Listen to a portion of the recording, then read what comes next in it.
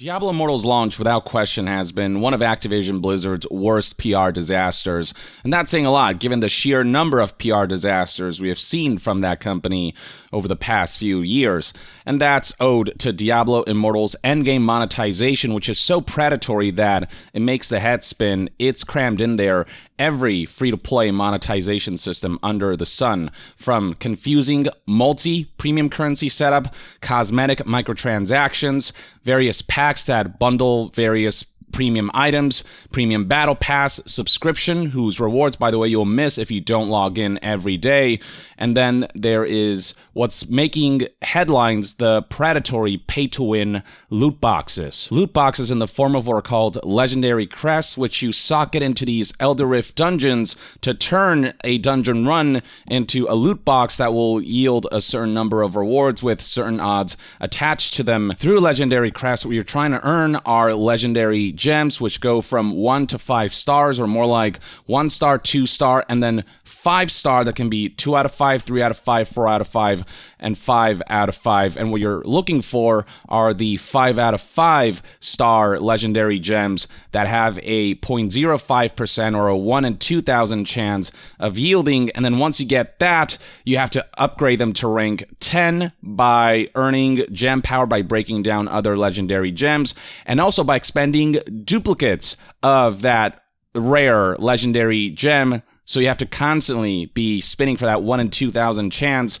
of getting a legendary gem, and then hope that that gem happens to be a duplicate of the one you're trying to upgrade. Once you get it to rank 10 after spending like 100 of the duplicate gems alongside the gem power required, you awaken items, after which you can begin to resonate gems. And awakening, by the way, is just straight up an extra fee slapped on that you cannot free to play your way around. You have to pay for this. It's 1,000 Eternal Orbs premium currency that you just have to spend to awaken something.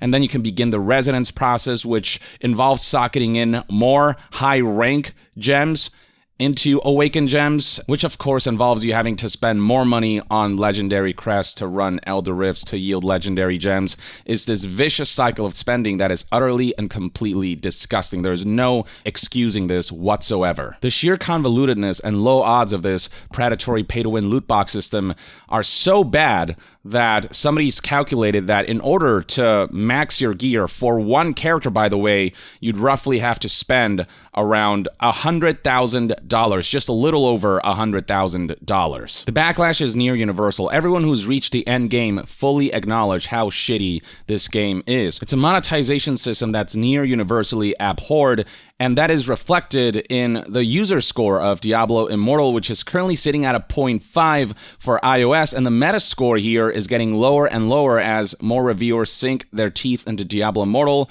get to the end game, and realize that a significant part of this game has been basically completely paywalled for whales who can afford to spend hundreds of thousands of dollars to max their gear, or people so addicted that they cannot help but spend tens of thousands to hundreds of thousands of dollars on this valueless crap. Now, this user score of 0.5 already puts Diablo Immortal in the top 2 worst rated games of all time in Metacritic history, tied with Madden NFL 21 for Xbox One, but I consider this to be the score for Madden NFL 21.3, the PS4 version. So excluding Madden NFL 21 for Xbox, that would make Diablo Immortal for mobile the second worst user-rated game in Metacritic history. But then we delve into the PC version of the game, and many of you will know that PC players are more strict about the threshold of monetization that they will tolerate.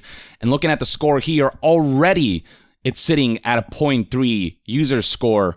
This is no easy task, ladies and gentlemen. That crown belonged to Madden NFL 21, but now Diablo Immortal for PC is tied with Madden NFL 21 for the worst user-rated game in Metacritic history.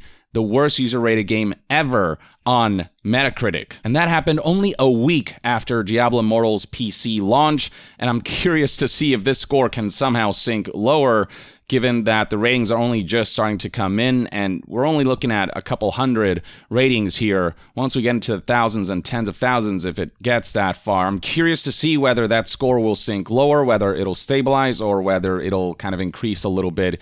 Either way, it's not going to go up much higher than 0.3, I suspect. And then the Metascore itself, the PC critics, you can see, are none too happy with how much Blizzard ruined the endgame of what could have been a really good Diablo experience. It could have proven that not all mobile games have to be utter, complete, monetization-centric garbage, but they completely squandered that opportunity because they saw the dollar signs and prioritized that over offering a true Diablo experience, as marketing for this game put it before the game's launch, only for people to discover that this is no true Diablo game.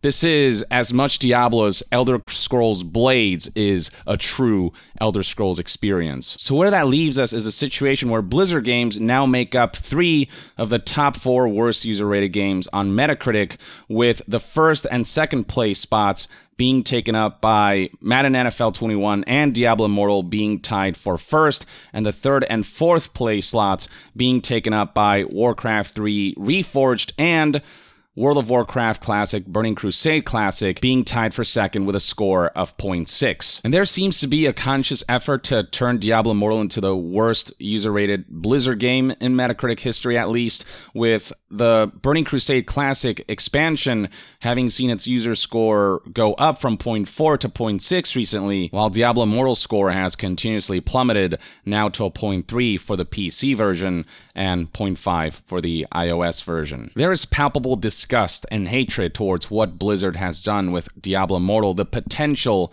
that they have squandered here. It's a pay-to-win loot box system so predatory and cynical in its implementation that we watched live on Twitch streamers spending thousands of dollars to see if they could just get one 5-star legendary gem to no avail. The streamer referenced in this Reddit post is Quinn69, who spent roughly $3,000 worth of New Zealand dollars on legendary crests and got no 5-star legendary gems, and that number eventually increased significantly to $6,000 worth of New Zealand dollars, and still no 5-star legendary gems. Now, in a previous video, I mentioned a pity system where every 50 legendary crests that you slot into Elder Rifts, you're guaranteed a 5-star legendary gem. So what's going on here? Shouldn't the streamer have gotten some 5-star gems at this point? Well, here's the thing about 5-star gems. They come in 2 out of 5, 3 out of 5, 4 out of 5, and 5 out of 5 varieties, and the pity system doesn't just automatically give you a 5 out of 5. You're guaranteed a 5-star gem every 50 loot box spins,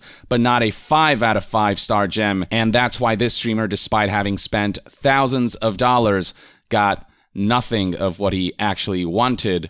And the endgame grind, the endgame gear revolves around these 5 out of 5-star legendary gems. They're the most powerful. That's how you max your gear, and they're damn near impossible to get. These 5 out of 5-star legendary gems are essentially inaccessible to anyone who refuses to shell out money for this game, and even for those who are willing to spend some money, it's out of reach for all but the richest of folks, people who can afford to spend hundreds of thousands of dollars. For everyone else, screw you. The endgame might as well not exist because it's just that inaccessible. And I'll say again, the endgame is a huge part of what keeps people coming back to Diablo after they finish the campaign. Diablo Immortal just completely locks that away and paywalls that for rich people or people who are too addicted for their own good. And we haven't even delved into the hidden caps that further limits free-to-play players from being able to make reasonable progression. This is an article from Forbes whose headline reads, Diablo Immortal also has hidden caps preventing grinding for free. And here are the details. There are a series of hidden caps buried in Diablo Immortal that the game never ever mentions. This was information that was taken from a video from EchoHack a player with over 1,200 hours in Diablo Immortal between the alphas, betas, and the live release, there's a hard limit on the kind of useful grinding the game lets you do for free. You've got blacksmith upgrades that become directly tied to your Paragon level, which are endgame levels that you gain after you've maxed out the normal character level. I believe the cap is currently at 60. And because of this, you cannot go from rank 7 to rank 8 on an item, or 8 to 9 without hitting a specific Paragon level at max cap, which was not the case in the alphas and betas. There are a number of ways that the final release of the game has secretly made the grind worse for the game, from reduced odds, and now we're learning, to blacksmith upgrades being directly tied to Paragon level. Because there's only so much XP you can even grind in a day, this becomes a time gate on the road to the ultimate max of level 20. Now, this is one cap that the game does tell you about, but serves as a hard time gate all the same. Now we delve into the hidden caps as highlighted by these bullet points, which read, after 6 legendary drops a day, your drop rate severely decreases for future drops. After a group bonus for 6 normal gems a day, your drop rate severely decreases.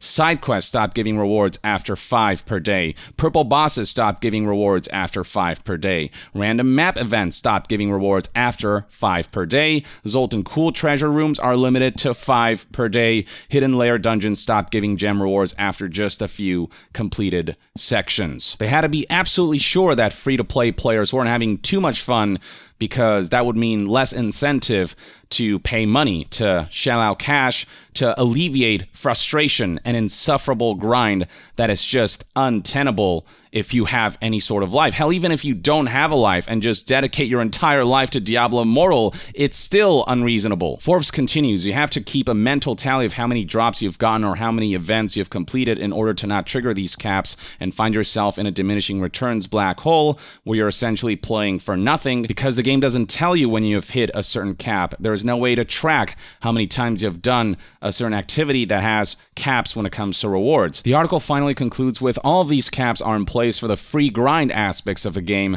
yet there is nothing stopping you from running infinite rifts with bought legendary crests to hunt gems. Nothing about the paid aspect of the game is capped. Everything non-paid is capped to a severe degree. The game will literally dramatically reduce legendary gear drops if you get too many in a day. They won't even allow you to get too lucky or become too dedicated as a free-to-play player. You have to pay or you're out.